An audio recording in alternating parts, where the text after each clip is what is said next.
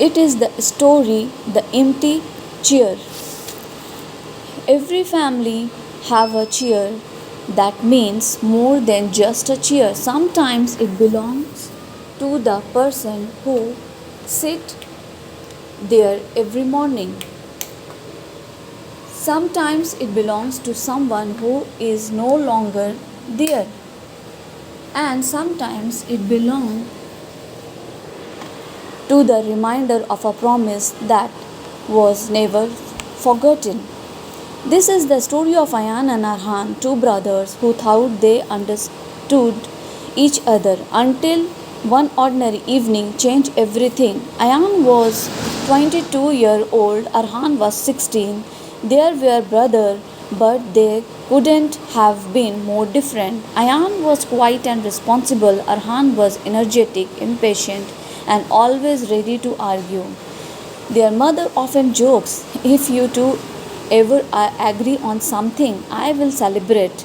Ayan would smile, Arhan would say, that's never going to happen, and then they would start arguing about something completely unimportant. Who finished the snacks? Who had the television remote? Who was supposed to close the front door? Who had taken the last piece of cake?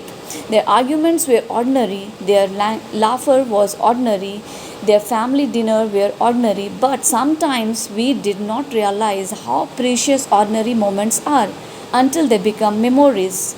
Every evening, their father would come home from work at exactly 7 o'clock. He had one particular chair at the dining table. Nobody sat there, not because he had asked them not to. It had simply become a family habit. At 7, he would walk through the door, place his keys on the table, wash his hands, and sit in that chair. Then he would ask the same question, how was everyone's day? Ayan usually answered first, fine. Arhan would say, mine was terrible. Their father would laugh, why? Because Ayan finished the last piece of cake, Ayan would immediately say, you weren't even home. I was saving it. Their father would shake his head. You two will still be arguing when you are 50. Everyone would laugh. It was a simple family routine, nothing special, but it was everything. One rainy evening, 7 o'clock came. The door did not open. 7:15 till nothing. 7:30. Their mother looked at the clock. Maybe traffic is bad. Ayan checked his phone. No messages. At 8, the phone finally rang. It was a call from the hospital. Their father had been involved in an accident on his way home. The next few hours passed like a dream. Doctors, questions, waiting, silence. Ayan stood beside his mother. Arhan sat in the hospital corridor, staring at the floor. For the first time in his life, he did not know what to say. Ayan sat beside him. Arhan, no response. Look at me. Arhan slowly raised his head. Is dad going to be okay? Ayan wanted to say yes. He wanted to promise him, but he could not. So he simply said, where are going to stay together? Arhan nodded, and the two brothers sat there through the night together. Their father survived, but the accident changed everything. He needed a long time to recover. The family had unexpected expenses. Their mother had to spend most of her time taking care of him. Ayan began working part time after college. Arhan started helping around the house. The boy who once complained about doing homework was suddenly washing dishes, making tea, and helping his mother. One evening, Ayan came home exhausted. He dropped his bag onto the sofa. Arhan handed him a glass of water. Ayan looked surprised. What's this? Water? I know it is water. Then why did you ask? Ayan smiled. You are becoming responsible. Arhan rolled his eye. Don't get used to it. They both laughed. For a moment, everything felt normal again. Mothers passed, months passed, their father slowly recovered. One day, he finally walked into the dining room by himself. Everyone was surprised. Their mother began crying. Ayan smiled. Arhan ran towards him. You are walking? Their father laughed. Apparently, that evening, the family had dinner together. Their father sat in his usual chair.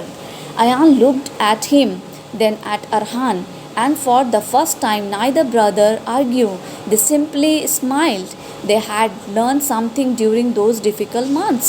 Life could change in a single moment, so the little change suddenly mattered more.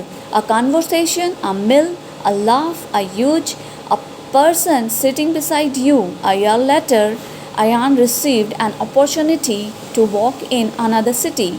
It was the kind of opportunity he had been waiting for, but he didn't know how to tell his family. That evening, he sat outside with Arhan. I got a job. Arhan smiled. That's great. In another city, the smile disappeared. Oh, Ayan looked at him. I will come home often. How often? Whenever I can. Arhan looked away. You said that last time. Ayan understood what he meant. He had promised to stay close during their father's recovery, and although he had never intended to leave, life was asking him to move forward. Arhan quietly said, everyone eventually leaves. Ayan frowned. Don't say that, but it's true. No. Ayan looked directly at him. People may leave a house, they may move to another city, they may become busy. He paused, but that doesn't mean they leave your life. Ayan didn't answer. Ayan continued. Distance changes where someone is. It doesn't decides what they mean to you. The day Ayan left finally came. Their mother packed food. Their father gave him advice. Arhan stood quietly near the door. Ayan hugged him. Take care of mom and dad. Arhan nodded. You take care of yourself. I will. Then Arhan said, Ayan, and call me. I will. Don't forget. I wouldn't. Ayan smiled. You are my brother. How could I forget? Then he left. Ayan watched the car disappear down the road. He stood there for a long time because something saying goodbye isn't it about knowing someone will return. It's about realizing that thing will never be exactly the same again. The first few months went well. Ayan called regularly. Arhan told him about school. Their father was getting stronger. Their mother was happy. Everything seems fine. Then Ayan bid then Ayan became busier. One missed call became two, two became five. Their conversation became shorter. Arhan began feeling forgotten. One night he called Ayan, no answer. He called again, still nothing. He sent a message. Do you remember the promise? Ayan saw it the next morning. He called immediately. Arhan, I am sorry. I know you are busy. I am really sorry. It's okay, but it wasn't. Ayan knew. Tell me what's wrong. Arhan was silent. Then he said, you don't call anymore. I have been working a lot. I know I will do better. Arhan signed. Everyone says that. Ayan didn't know what to say. Sometimes the hardest thing isn't it losing someone, it's making someone feel forgotten while they are still there. A few weeks later, Ayan came home unexpectedly. He wanted to surprise everyone. When he opened the door, he heard laughter. His family was eating dinner. His father was sitting in his usual chair. His mother was beside him, but Arhan wasn't there. Where's Arhan? His mother looked at him. He went to his room. Ayan walked upstairs. He knocked. No answer. He opened the door. Arhan was sitting at his desk. He looked surprised. You came? Ayan smiled. Yes. Arhan nodded. Neither spoke. Finally, Ayan said, Are you angry with me? No, you are lying. Arhan looked at him.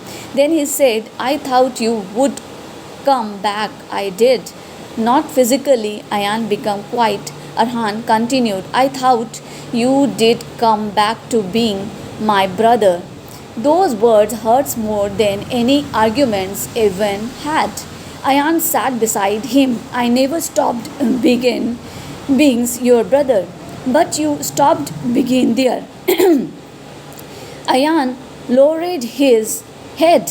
He knew Arhan was right. He had been so focused on building the future that he had forgotten to notice someone waiting for him in the present. I am sorry. Arhan looked at him. Ayan continued, I can't change the months I missed, but I can change what I do from today. Arhan didn't say anything. Ayan held out his hand. Dear, Arhan stared at it. Then he smiled slightly. Dear, they shook hands and then they laughed. Not because everything was suddenly perfect, but because they had finally said what needed to be said. The next morning, Ayan woke up early.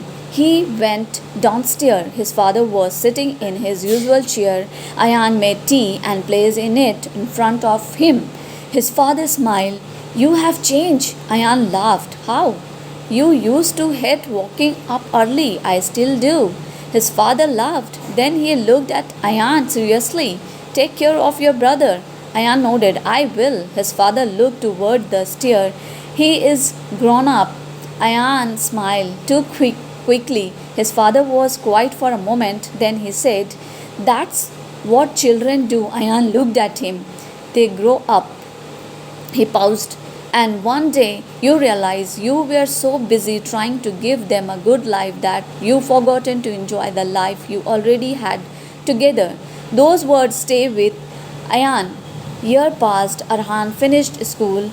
Ayan built his career. Their parent grew older. The brother remained close, not perfect, not always available. Sometimes they argue, sometimes they disargue, but they never stopped talking. Every year they returned home for one special dinner, and every year their father sat in the same chair until one year the chair was empty. Their father had passed away peacefully after a long life surrounded by the people he loved. The house was quiet, too quiet. Their mother sat at the table. Ayan sat across from her. Arhan sat beside him. And the chair where their father had sat for so many years was empty.